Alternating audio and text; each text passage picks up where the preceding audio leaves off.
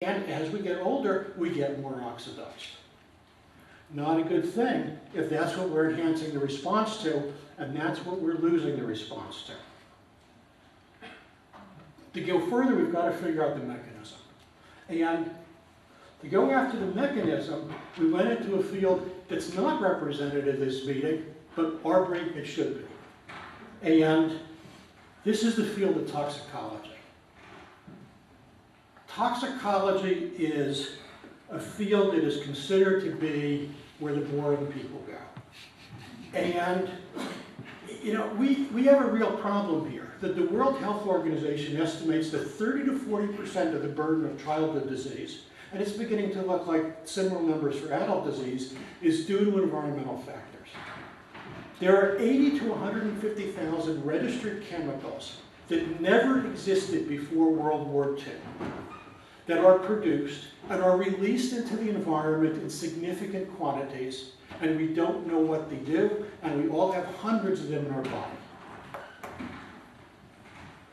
How are we even going to study this with so many chemicals to study? The only way is to find rule sets. And we thought that we could enter this field in a favorable position because many environmental toxicants are potent pro-oxidants.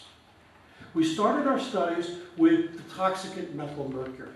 And we chose methylmercury because catastrophic exposure has occurred in Minamata Bay in Japan with contaminated grain in Iraq and in other places in the world, causes neurological abnormalities of the sort we're interested in, and people had studied this.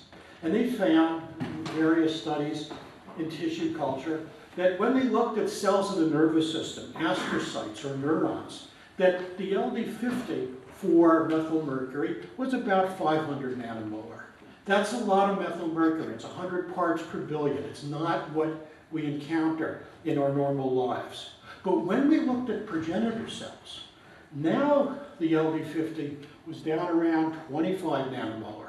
Let me put that into context for you. That's 5 parts per billion. That's the amount of mercury you have in your bloodstream if you eat tuna fish or swordfish 3 times a week. In the United States, where this has been looked at in cord blood samples, up to 600,000 infants a year have this level of mercury in their cord blood. And the human brain concentrates mercury 5 to 7-fold over the level in the blood. So this is a level of sensitivity that is very disturbing. People don't study it because the cells most people study aren't this sensitive. Progenitor cells are. And as we went on to study this, we found that we could make predictions. First, we found that these low levels of exposure make cells more oxidized, and they make them more oxidized at about the 20% range we're interested in. And if we go to sublethal exposure levels, we find that as we predict, low levels of mercury knock progenitor cells out of division.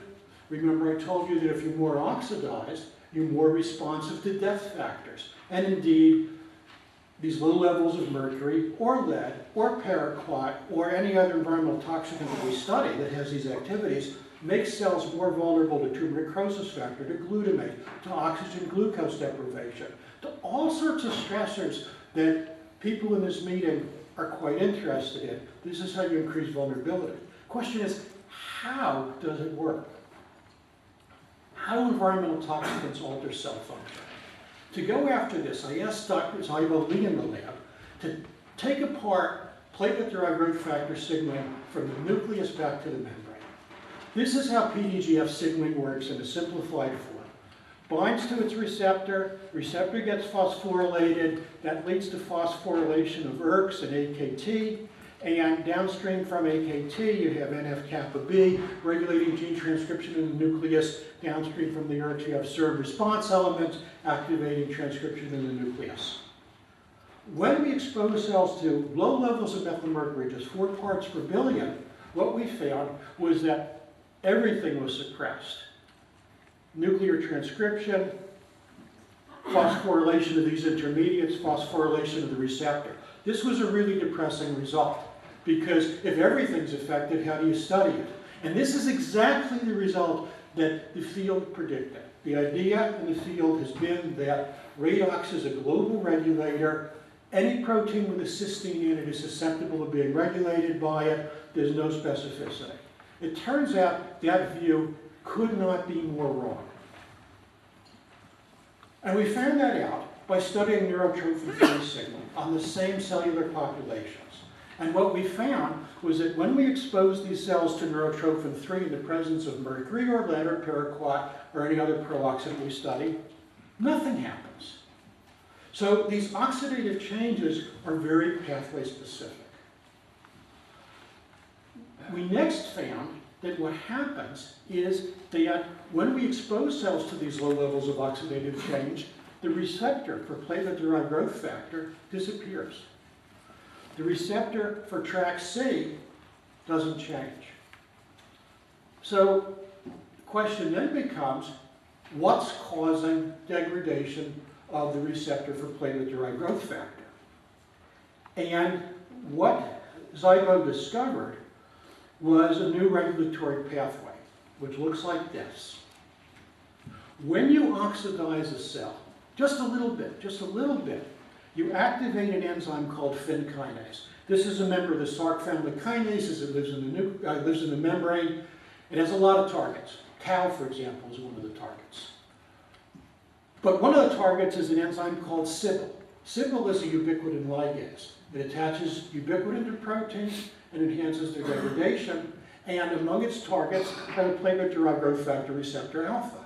So you activate FIN, you activate Sybil, you attach ubiquitin to the receptor is degraded, all the downstream signaling is suppressed.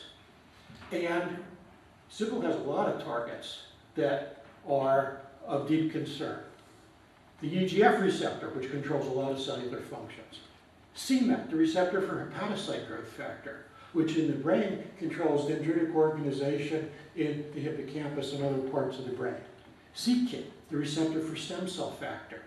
The IGF-1 receptor. These are all regulated by Sybil, and what we find is that when we oxidize cells, they're all degraded.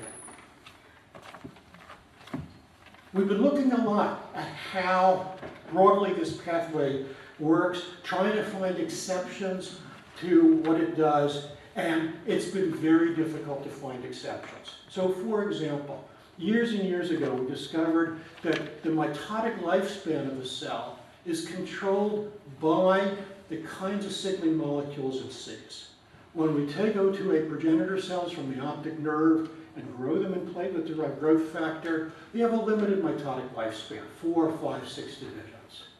But we discovered that if we expose them to the combination of platelet-derived growth factor and fibroblast growth factor, now they divide continually, on and on, without differentiating. They're not transformed cells, they're fully normal cells, which is shown by expanding cells for some time and then using them to remyelinate demyelinated damage in the central nervous system, a whole different story. We then discovered a series of cellular regulators that control this balance between self-renewal and differentiation. Neurotrophin-3 also enhances self-renewal.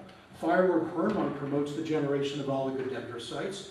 Some bone morphogenetic proteins promote differentiation into astrocytes. And so we have these things promoting self-renewal, other things promoting differentiation. Do these stories fit together? Yes, they do. We looked at what these signaling molecules do to redox state, and what we find is that any signaling agent that enhances self-renewal makes cells more reduced. Any signaling agent that promotes differentiation makes cells more oxidized.